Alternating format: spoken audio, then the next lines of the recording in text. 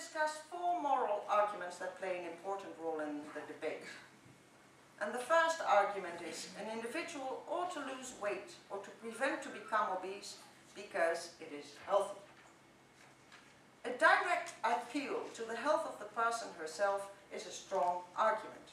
Health is crucially important to all of us and contributes importantly to human flourishing.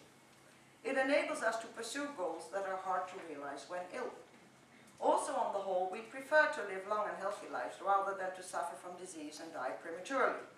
So prima facie, there is an obligation to take good care of one's health. But people do not always do so, should one interfere. That depends on the reasons why people take risks, on the kind of interference, and on the evidence regarding what is healthy.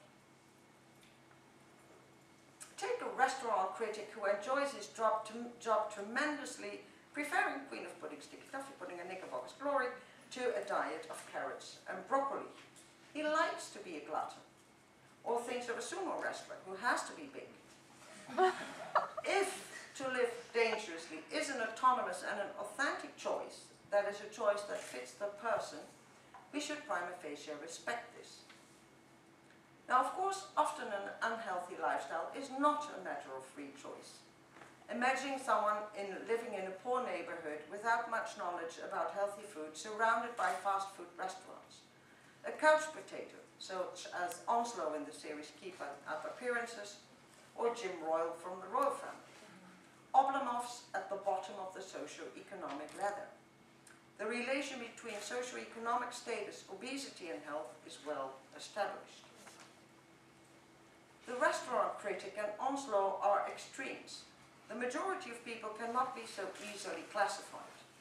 Most of us make small, more or less autonomous choices to take the car instead of the bicycle, to have a Coke, not tea, to take the elevator and not the stairs, to watch TV and not have a walk.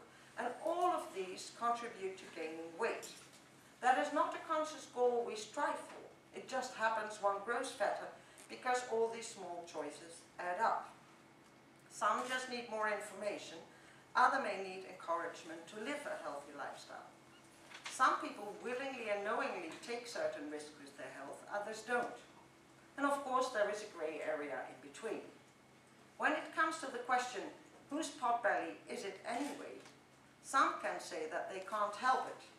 Some can say, the embonpoint is mine and mine only. There are many examples where we allow people to risk their health. They may want to achieve something, make it to the top of the Mount Everest, walk the cliffs of the Seven Sisters, bicycle in London as a Dutch girl. Yes, daughter? Yes, nieces? There's an explicit and maternalist, auntie-list warning message. They do it because of the thrill, paragliding, barebacking, parties, rugby, and one cannot even exclude that there are risks attached to cricket. Or they may want to do something heroic and save a drowning child, someone trapped in a burning house, or needing a kidney. We don't interfere because we value the freedom to make a balanced choice between health and other goals. For love, justice, and yes, also for pleasure, we sometimes choose to take risks with our health. So what is moral care for the one is moral harassment for the other. What is acceptable in the name of health also depends on what is health. Diet is complex. I grew up with gallons of milk, Popeye lots of spinach, and solid portions of meat, as my parents were told that that was good for me. Food is often looked solely at as a way to feed our bodies. If that were the only purpose, we could all live on astronaut food, and the reception later this night would be very different from what we are looking forward now. Well, I am at least. But what we eat, why and when we eat special meals, is also a way to express social bonds, to celebrate and to mourn. To look at food only from the perspective of health is underestimating the cultural, social and spiritual meaning of food. The pleasures of eating are important. Eating just for nutrition is like only allowing sex to reproduce.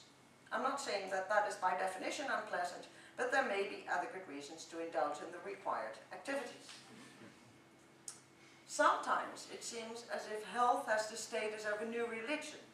We should not only value and cherish it, we should worship it. It has its sacred prescriptions, doctrines, rituals, and clergy. The believers may suffer from a new disease or to vivi nervosa, characterized by serious anhedonia, obsessive exercising, and weight loss. They need rest, psychotherapy, lots of strawberries with whipped cream, and queen of pudding, sticky toffee pudding, and knickerbocker story.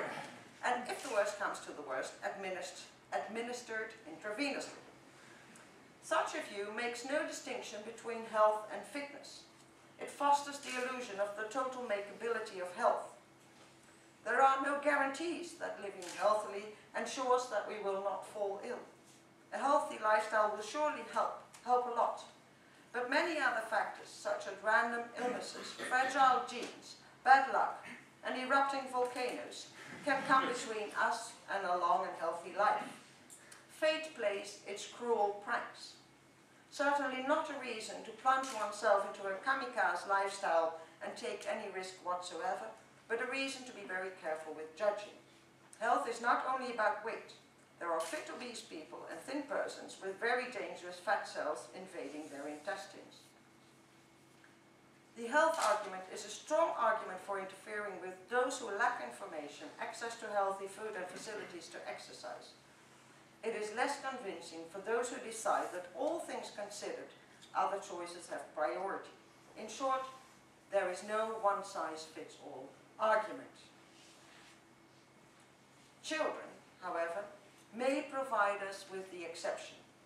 Society has a strong moral obligation to protect children from becoming obese. As they are not able to choose their lifestyle, the responsibility of others, parents and state, is bigger. As Sørenholm defends, given the complexity of the causes of obesity, it is too simply to blame only the parents. There are debates on the limits of parental autonomy. Parents have the right to raise their child according to their views on the good life, but that does not give them the right to harm the child, and morbid obesity clearly is a harm. There are many tangled issues here. Parents do take risks with their children's health, even their life. They transport their children, allow them to participate in risky sports, and decide about medical treatment, vaccinations, etc. Some favor strong measures against parents with obese children, even taking them away from their parents. One problem is that interference can only be justified if a successful treatment is available. Furthermore, such measures are thought to be disproportional, too intrusive, and disruptive of happy and caring families. Also, singling out individual parents and children is problematic. The advantages of belonging to a family, a group, a culture cannot be underestimated. The best approach to childhood obesity then lies again in joining forces and chaining the obesogenic into a phytogenic, or rather healthogenic, environment. Preventive measures should, as the Nuffield Council suggests, be aimed at all children and address groups of children, the village, the school, the neighborhood, but not single out individual children.